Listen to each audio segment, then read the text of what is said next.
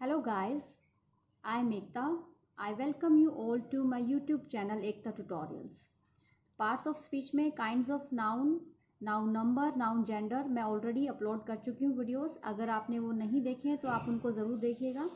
और अब हम स्टार्ट करने वाले हैं pronouns. तो this is the second parts of speech, pronouns.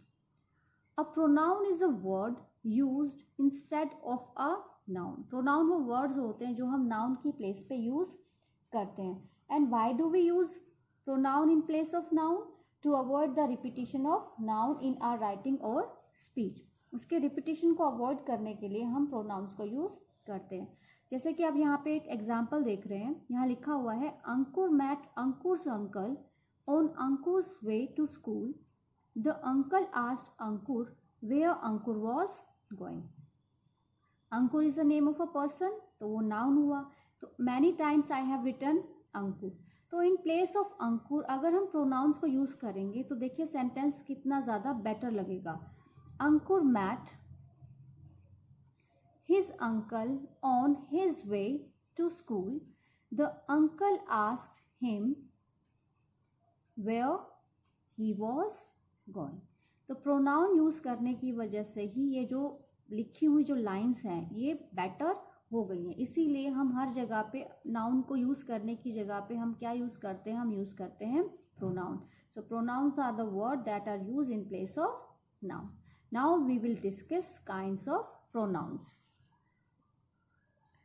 देखिए personal pronoun. Personal pronoun refers to people, animals, places और थिंग्स. राइट. पर्सनल प्रोनाउन को हमने इस तरीके से डिवाइड कर दिया ताकि आपको समझ में आए उसका केस और वो कैसा प्रोनाउन है. देखो सब्जेक्टिव प्रोनाउंस, ऑब्जेक्टिव प्रोनाउन और पॉजेसिव प्रोनाउंस. और इससे रिलेटेड जो एक टेबल है हम आगे करेंगे ताकि ये तीनों के तीनों जो केस हैं आपको बहुत अच्छे से क्लियर हो जाए. देखिए सब्जेक्टिव प्रोनाउन. सब्जेक्टिव केस में प्रोनाउंस कौन कौन से होते हैं? I, she, we, you, he, it, they. ये सब के सब हैं सब्जेक्टिव प्रोनाउंस. ऑब्जेक्टिव प्रोनाउंस कौन से होंगे? Me, us, you, him, her, it, them. ये ऑब्जेक्टिव केस होते हैं प्रोनाउन के. पॉजेसिव केस प्रोनाउन जो देखिए mine, ours, yours, his, hers, theirs. These are the possessive pronoun. और ये जो पॉजेसिव प्रोनाउन है ये एक इंडिविजुअल पार्ट भी होता है प्रोनाउन का. सेकेंड पार्ट वही पॉजेसिव प्रोनाउंस का है. ये हम ऑलरेडी इस केस में मैं आपको बता चुकी हूँ. जब इंडिविजुअली इनको एक्सप्लेन करूँगी तब ये कंसेप्ट और भी बहुत अच्छे से क्लियर हो जाएगा. अगला देखिए डेमोस्ट्रेटिव प्रोनाउंस. डेमोस्ट्रेटिव प्रोनाउंस होते हैं this, that, these, those, such, the same. अब एक चीज़ यहाँ पे याद रखिएगा कि कुछ ऐसे पार्ट्स होते हैं जो प्रोनाउंस में भी होते हैं और same as it is as adjective में भी होते हैं. एग्जाम्पल के तौर पे देख लीजिए पॉजेसिव एडजेक्टिव होता है, डेमोस्ट्रेटिव एडजेक्टिव होता है, इंटेरोगेटिव एडजेक्टिव होता है. तो आपको ये समझना बहुत ज़रूरी है कि ये कंसेप्ट बहुत अच्छे से क्लियर होना चाहिए कि कब तो हम ये बताएंगे कि ये पॉजेसिव प्रोनाउन है और कहाँ पर वो डेमोस्ट्रेटिव प्रोनाउन है या डेमोस्ट्रेटिव एडजेक्टिव है. तो जब इसको डिटेल में इंडिविजुअली समझाऊंगी तब ये जो कंसेप्ट है आपको ये भी बहुत अच्छे से क्लियर हो जाएगा. तो अब बाकी जो रिमेनिंग पार्ट्स हैं प्रोनाउंस के अब वो डिस्कस कर लेते हैं. देखिए नेक्स्ट पार्ट होता है distributive pronoun. Each, either, neither. ये तीनों के तीनों कौन से प्रोनाउन होते हैं? Distributive pronouns. नेक्स्ट है reciprocal pronoun. Each, other, one, another. ये दोनों हैं reciprocal pronoun. Reflexive pronouns. Myself, ourself, yourself, yourselves, himself, herself, itself, themselves and oneself. ये रिफ्लेक्सिव प्रोनाउंस हैं. अब ये जो रिफ्लेक्सिव प्रोनाउंस में मैंने वर्ड्स लिखे हैं same as it is as मैंने एम्पैथेटिक और एम्फसाइजिंग प्रोनाउंस में भी लिखे हैं क्योंकि ये दोनों के अंदर ये बिल्कुल same as it is as pronouns होते हैं. बट एक माइनर सा डिफरेंस होता है कि जब हम रिफ्लेक्सिव यूज़ करते हैं और कहाँ पर हम एम्पैथेटिक को यूज़ करेंगे. कभी कभी इसको कंपाउंड पर्सनल प्रोनाउन भी बोला जाता है. आपको मिल जाएगा कुछ बुक्स के अंदर कंपाउंड पर्सनल प्रोनाउन. तो ये मत सोचिएगा कि ये कौन सा नया प्रोनाउन आ गया जो हमें नहीं पता. रिफ्लेक्सिव प्रोनाउन और एम्पैथेटिक दोनों के दोनों कंपाउंड पर्सनल प्रोनाउंस का पार्ट होते हैं. तो चलिए अब डिस्कस करते हैं 8th kinds of pronoun. 8th part है indefinite pronouns. Everybody, somebody, nobody, anybody, everyone, someone, no one, anyone, everything, something, nothing, anything, all, some, any, both, another, much, few, little, ये सब के सब कौन से प्रोनाउंस होते हैं? Indefinite pronoun. और 9th नंबर पे है relative pronouns, who, whom, whose, which, that, ये है रिलेटिव प्रोनाउन। और 10th है interrogative pronoun, who, whom, whose, which, that, ये सब के सब इंटरोगेटिव प्रोनाउंस होते हैं। और ये जो इंटरोगेटिव है ये आपको एडजेक्टिव के पार्ट में मिलेगा। ये एक्सक्लेमेटरी प्रोनाउंस वैसे तो नहीं होता, लेकिन मैंने लिख दिया है क्योंकि ये वर्ड के साथ यूज़ होते हैं। तो कुछ एग्जांपल्स इससे रिलेटेड करेंगे ताकि आप बहुत इजीली आइडेंटिफाई कर सकें कि ये भी एक तरह का क्या है, प्रोनाउन है। तो चलिए स्टार्ट करते हैं अब individually 1 by 1 types of pronoun को डिस्कस करने के लिए। ये वीडियो बहुत ज़्यादा लंबा हो जाएगा, इसीलिए मैं इसको 2 पार्ट्स में बनाऊंगी ताकि आप इसको बहुत अच्छे से समझ सकें। और बहुत सारे एग्जाम्पल्स इससे रिलेटेड आज हम इस वीडियो में करने वाले हैं। Personal pronoun, the words I, we, you, he, she, it and they are called personal pronoun. और ये रेफर करते हैं हमेशा किसी पर्सन को, एनिमल को, प्लेसेस को, थिंग्स को। तो ये सब के सब जो प्रोनाउंस है, कौन से प्रोनाउंस है? पर्सनल प्रोनाउन है। एग्जाम्पल देखिए, माई नेम इज़ पीटर। अब जो पीटर है is a name of a person, तो उसके लिए क्योंकि पीटर, आगे सेंटेंस देखिए, आई एम 10, तो ये जो आई है यूज़ किसके लिए किया गया है? पीटर के लिए। तो ये जो आई है this is a personal pronoun. अब यहाँ पे आप देख सकते हैं मैंने पर्सनल प्रोनाउन में लिखे हैं यहाँ पे फर्स्ट पर्सन, सेकंड पर्सन और थर्ड पर्सन। और यहाँ पे केस है nominative case, objective case, possessive case. तो देखो सब्जेक्टिव प्रोनाउंस है नॉमिनेटिव केस के अंदर, ऑब्जेक्टिव प्रोनाउंस है ऑब्जेक्टिव केस के अंदर, और पॉजेसिव प्रोनाउंस है पॉजेसिव केस के अंदर। और साथ में मैंने लिखा है पॉजेसिव एडजेक्टिव, ताकि आपको अच्छे से समझ में आ जाए कि कौन से जो वर्ड्स हैं वो एडजेक्टिव्स में आएंगे और कौन से प्रोनाउंस के अंदर आएंगे। अब यहाँ पे देखो मैंने यहाँ पे लिखा है फर्स्ट पर्सन, सेकंड पर्सन और थर्ड पर्सन। सबसे पहले तो इसको समझिए। देखिए सपोज करो आप और मैं बात कर रहे हैं और हम किसी तीसरे इंसान की बात कर रहे हैं, तो जो बोल रहा है फर्स्ट पर्सन और जिसको वो बात बता रहा है सेकंड पर्सन, और जिसके बारे में वो बात बता रहा है वो हो गया है थर्ड पर्सन। तो मैंने यहाँ पे फर्स्ट पर्सन के आगे भी सिंगुलर प्लूरल लिखा है, सेकंड के आगे भी लिखा है, थर्ड के आगे भी लिखा है, ताकि आपको पता चल जाए कि फर्स्ट पर्सन में कौन सा प्रोनाउन सिंगुलर है, कौन सा प्लूरल है। अब देखिए आई सिंगुलर होता है और आई का ऑब्जेक्टिव केस होता है मी, और मी का होता है माइन। नेक्स्ट में देखिए वी का अस, और जो पॉजेसिव प्रोनाउन है वो है आर्स। और ये जो माई और आर है ये पॉजेसिव एडजेक्टिव्स है। जब हम एडजेक्टिव्स करेंगे इसको तब बहुत अच्छे से डिस्कस करेंगे। और जब आप डायरेक्ट इनडायरेक्ट स्पीच करते हो उस टाइम पे भी आपको इसकी बहुत ज़रूरत पड़ती है कि कैसे आप उसको चेंज करेंगे। तो ये जो कंसेप्ट है आपका यहीं से ही बिल्कुल क्लियर होना चाहिए, क्योंकि आगे जाके ये डायरेक्ट इनडायरेक्ट स्पीच में भी हमें हेल्प करने वाला है। नेक्स्ट देखिए सिंगुलर होता है यू, ऑब्जेक्टिव प्रोनाउन भी यू होता है, और पॉजेसिव प्रोनाउन होता है योर्स, लेकिन पॉजेसिव एडजेक्टिव होता है योर। प्लूरल में यू सब्जेक्ट में भी यू रहता है, ऑब्जेक्ट में ऑब्जेक्टिव केस प्रोनाउन में भी यू रहता है, और पॉजेसिव के अंदर योर्स होता है, और योर होता है सेम एडजेक्टिव के अंदर। अब लास्ट देखिए ही, शी, इट, ये सिंगुलर है नॉमिनेटिव केस के अंदर, सब्जेक्ट के अंदर, हिम, हर, इट ये ऑब्जेक्टिव प्रोनाउन के अंदर आएगा, और पॉजेसिव में आएगा हिज, हर्स, लेकिन इसमें इट नहीं आएगा। ही की प्लेस पे आप हिम लगा सकते हैं ऑब्जेक्टिव में, और पॉजेसिव में क्या लगाओगे? हिज। शी के लिए हर, और पॉजेसिव प्रोनाउंस होते हैं हर्स हो जाएगा। इट सब्जेक्ट में होगा और ऑब्जेक्ट के अंदर इट, लेकिन पॉजेसिव प्रोनाउंस में इट को हम यूज़ नहीं करते। नेक्स्ट देखिए एडजेक्टिव के अंदर हिज, हर एंड इट्स। और लास्ट में देखिए दे एक सब्जेक्ट हो गया, सब्जेक्टिव प्रोनाउन हुआ, इसका ऑब्जेक्ट होगा देम, और पॉजेसिव होगा देयर्स, और पॉजेसिव एडजेक्टिव होगा देयर। तो ये बहुत अच्छे से टेबल हमें आनी चाहिए, हमें पता होना चाहिए कौन सा सब्जेक्टिव प्रोनाउन है, कौन सा ऑब्जेक्टिव प्रोनाउन है, कौन सा पॉजेसिव प्रोनाउन है, और पॉजेसिव एडजेक्टिव्स है। तो ये जो केस होते हैं nominate case, objective case, possessive case, इस पर एक अलग से वीडियो बनाऊंगी ताकि आपको सारे के सारे जो केस है बहुत अच्छे से समझ में आ जाएं। अब इस टेबल से रिलेटेड एक एग्जाम्पल करते हैं। He went to Jaipur last month. अब देखिए जो ही है ये क्या है? नॉमिनेटिव केस है, क्योंकि ये सब्जेक्ट है, और ये जो ही है ये कौन सा पर्सन है, ये है third person singular. Yes, next part is possessive pronouns.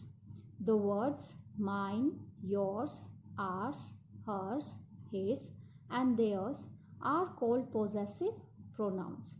They are used to talk about things belonging to people. Possessive pronouns होते हैं ऑनरशिप के लिए, पोजेशन के लिए, अधिकार जब हम जताते हैं दिखाते हैं उसको बोलते हैं पोजेसिव प्रोनाउंस। और ये सारे के सारे जो वर्ड्स होते हैं वो क्या होते हैं, पोजेसिव प्रोनाउंस। चलिए अब इनका देख लेते हैं सिंगुलर प्लूरल। ऐसे आपने देखा यहाँ पे लिखा हुआ है फर्स्ट पर्सन, सेकंड पर्सन और थर्ड पर्सन। सपोज करिए दो बंदे आपस में बात कर रहे हैं, तो फर्स्ट पर्सन वो है जो बोल रहा है, सेकंड पर्सन वो है जो उसकी बात सुन रहा है, और ये दोनों मिलके किसकी बात कर रहे हैं, थर्ड पर्सन की बात कर रहे हैं। तो ये हो गया है first person, second person and third person.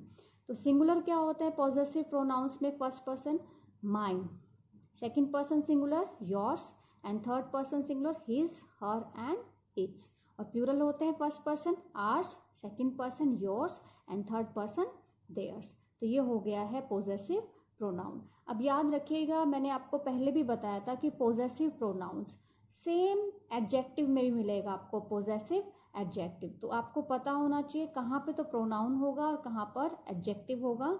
चलिए उसकी डिटेल भी अब डिस्कस कर लेते हैं। Yes, possessive pronouns convey the same meaning as possessive adjective. जो पोजेसिव प्रोनाउंस होते हैं और जो पोजेसिव एडजेक्टिव्स होते हैं वो सेम मीनिंग को कन्वे करते हैं। देखिए अभी हमने mine, ours, yours, his, her, its, theirs पढ़ा था, ये होते हैं पोजेसिव प्रोनाउन। और पोजेसिव एडजेक्टिव होते हैं my, your, our, her, his, its and their. ये सब के सब होते हैं पोजेसिव एडजेक्टिव। अब देखिए इन दोनों में डिफरेंस क्या है। जब हम पोजेसिव एडजेक्टिव को यूज करते हैं तो उसके तुरंत बाद नाउन का यूज होता है, और जब हम पोजेसिव प्रोनाउंस को यूज करते हैं तो उससे पहले नाउन का यूज होता है। However possessive adjectives are placed before the nouns they refer to and possessive pronouns are placed after the nouns they refer to. तो अब ये क्लियर हो गया। पोजेसिव एडजेक्टिव में उसके बाद जो ये वर्ड्स लिखे हुए हैं यहाँ पे पोजेसिव एडजेक्टिव, इसके बाद हमेशा नाउन आएगा, क्योंकि एडजेक्टिव हमेशा नाउन और प्रोनाउन को क्वालिफाई करता है। और जब हम बात करेंगे पोजेसिव प्रोनाउन की, तो नाउन है जो उससे इन पोजेसिव वर्ड्स इनसे पहले आएगा। तो पहले आता है तो प्रोनाउन हो गया और बाद में आएगा तो एडजेक्टिव आ गया। अब ये जो कंसेप्ट है और क्लियर हो जाएगा जब हम इससे रिलेटेड कुछ एग्जाम्पल्स को डिस्कस करेंगे। अब देखिए पोजेसिव एडजेक्टिव्स लिखा हुआ और एक तरफ लिखा है मैंने पोजेसिव प्रोनाउन। देखिए दिस इज माय बुक। अब देखिए माय ये किस में है, ये आता है पोजेसिव एडजेक्टिव के अंदर आता है माय।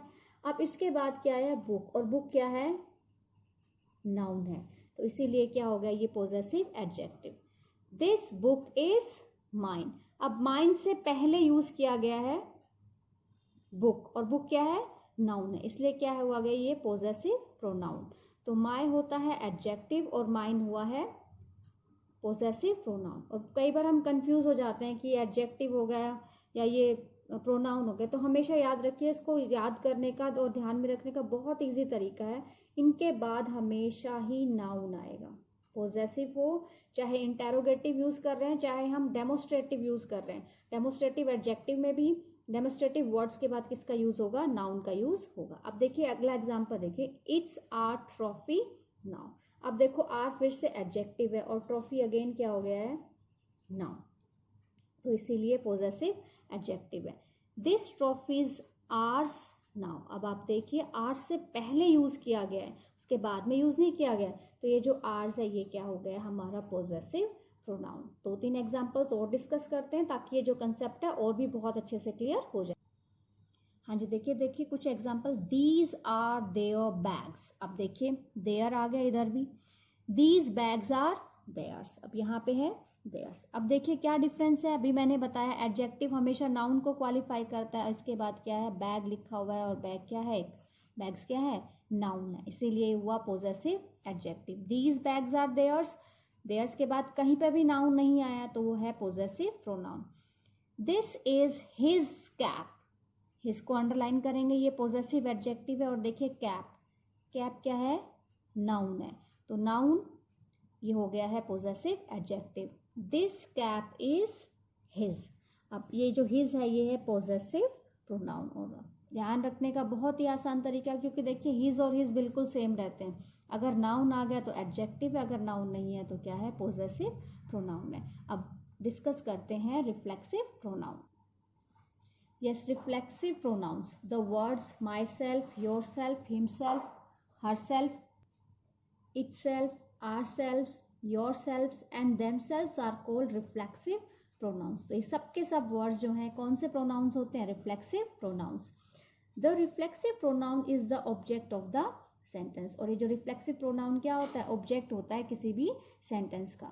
और यहाँ पे एक चीज़ नोट करने वाली है, जो सेम वर्ड्स रिफ्लेक्सिव प्रोनाउंस में यूज हैं, same as it is as empathetic pronouns में भी यूज होंगे।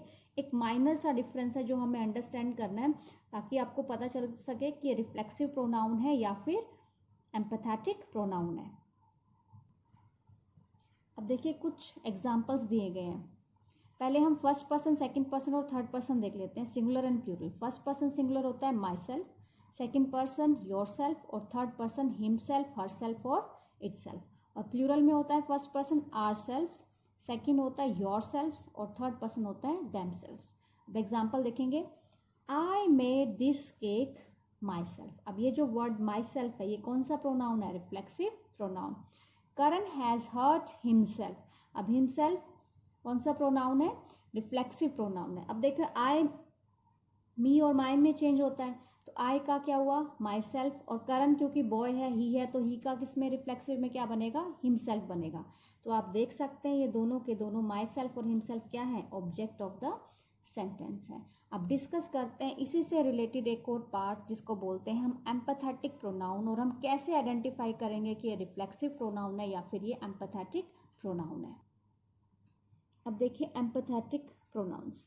अब it can be used when we want to say something with emphasis. In this case they are placed after the subject of the sentence. अब जो पहले वाला था वो क्या बता रहा था, reflexive pronoun object of the sentence. अब यहाँ पे क्या होगा, सब्जेक्ट ऑफ द सेंटेंस। और हमेशा याद रखना कि सब्जेक्ट के बाद में इसको प्लेस किया जाता है। एम्पैथेटिक, किसी चीज़ पे एम्फेसिस देना, जोर देना, ज़्यादा प्रेशर डालना, तब यूज़ करते हैं हम एम्पैथेटिक प्रोनाउन को।